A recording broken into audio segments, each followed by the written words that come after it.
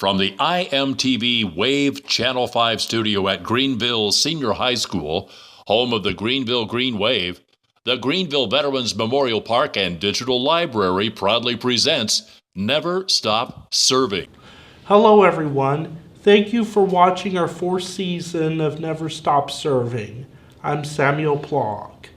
Today's guest for episode 49 is Miss Holis Wooten.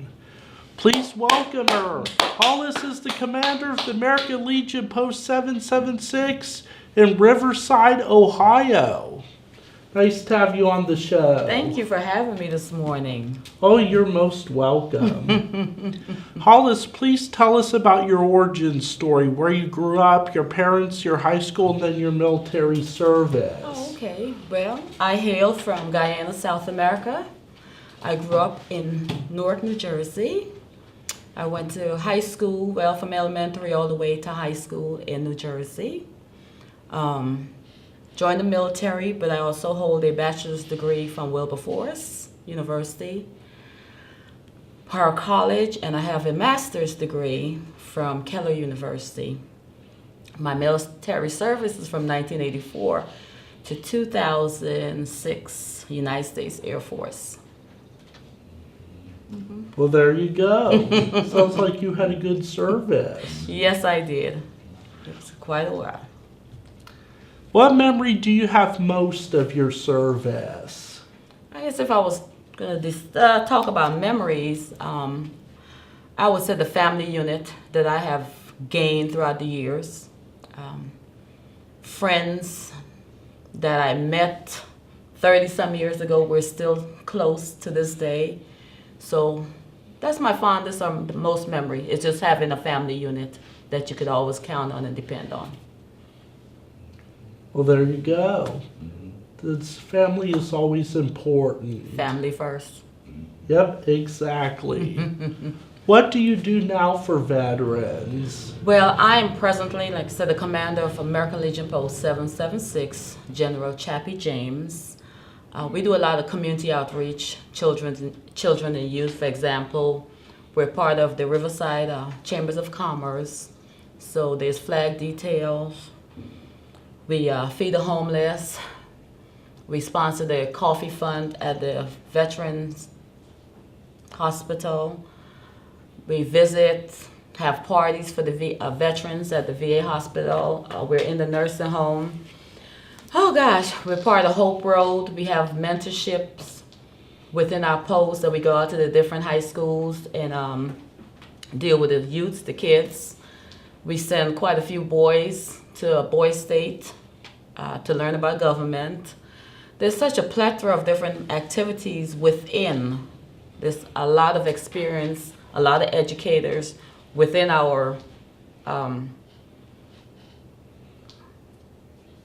Legion. So we're always in the community doing something. At present moment, we're getting ready to do the prayer breakfast for the mayor of Riverside. And we are honoring all veterans. So we have seating for like 200 veterans, and their breakfast will be free. So it's interesting. It's great. It's always important to help people in need and to do services to people. Giving back, you correct. That's wonderful. And I thank you for giving back to our community, no matter where it is. Yes, thank you. You're welcome. What do you think is the most pressing issue for female veterans? I think it's just being recognized. We're still not equal, as they would say. For women, it's harder to get some of our services done. A male veteran will get service performed quicker than a female veteran, and that's even within the system as far as medical, as far as just different activities within the VA system, within the government, whatever. Last month was Sexual Assault Awareness Month, April, and it's still amazing. It amazes me to this day how we are just kind of pushed aside when there's any kind of incident. My male counterparts, if there's problems within the system, they are handled correctly. quickly. But for the females, it's just something, it's like an ongoing fight. I think everyone should be treated equally. Yes. No matter who you are, no matter what gender or race, or no matter what. Everyone should be treated equally. That is correct, because we're all serving. We're all boots on the ground, as they say. We're all veterans. We all signed up to serve a purpose, to serve this country. So my thing is, when we get back from deployment or within the country, wherever we go, we should be treated with the same type of respect like our male counterparts. It's like the saying goes, once a veteran, always a veteran. Definitely, definitely. Tell us about your involvement with the VFW. Well, myself and my husband's a lifer at the VFW, and I'm a VFW member too. So I'm a member. I haven't held the office as yet, but I'm very supportive of any services that they have. Be it from a steak sale, a fish fry, whatever they cause is, I'm there. It's always important to be there for people. Yes. Is there anything else about your event that you would like to tell us? Well, our post is, I said mid-size, about 318 members. Actually, my post is the only African-American post within the Miami Valley. It's nice if people come out and visit and see the kind of things that we do. One of our events is during the Christmas holiday. We have a food basket. We have about 66 families that we donate food to. We also have about 15 to 16 seniors that we give $100 gift cards. And the reason we give them gift cards is because a lot of them are diet restrictive, so they cannot eat a lot of the foods that we put into the baskets. So we give them gift cards to help with their medication or whatever necessities it is that they have. But Chappie James is a very interesting post. All is welcome. We're always open to the community. We're always open to veterans. So that's about it as far as our post. It's a very lovely post. It is. Very lovely. And I just thought of something. What's that? Even though I can't be in active military service because of my so-called quote-unquote developmental disability, I have Asperger's syndrome. Okay. But in a way, I am doing a service to my country right now by doing this show. Definitely. Just by taking the time to just recognize a veteran, that is service. We appreciate that. We really appreciate that. And anyways, I love history. Definitely. But is it okay if I bring my husband on? Go ahead. Come on, honey. So my husband, his name is Thomas Wooten, and he is a veteran of the Vietnam era and also of Desert Storm. Desert Storm. So he's had more of a long standing. I only served one war, which is Desert Storm, so my hat's off to him.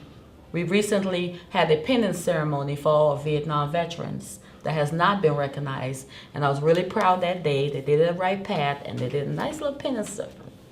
So this is Thomas. Thomas, say hello. Hello.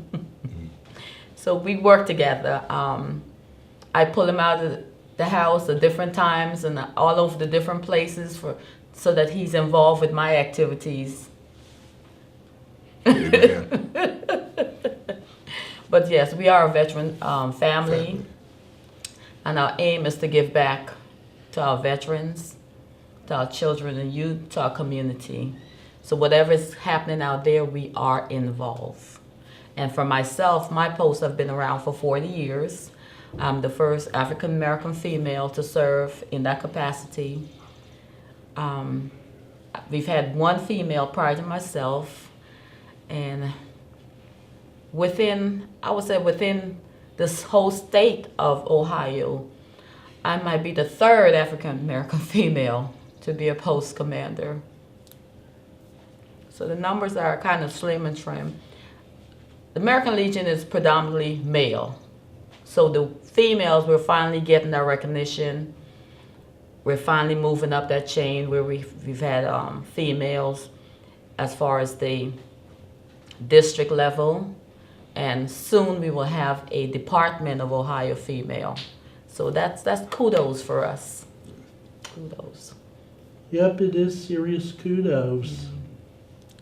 Thank you again for both of you for serving our country and your great service to our community. Thank you. You're welcome. Here at Never Stop Serving, we highlight veterans that continue to serve beyond their military service. Please continue to watch the Veterans Memorial Park and Digital Library's Facebook page for updates. This is Samuel Plock, signing off. Goodbye.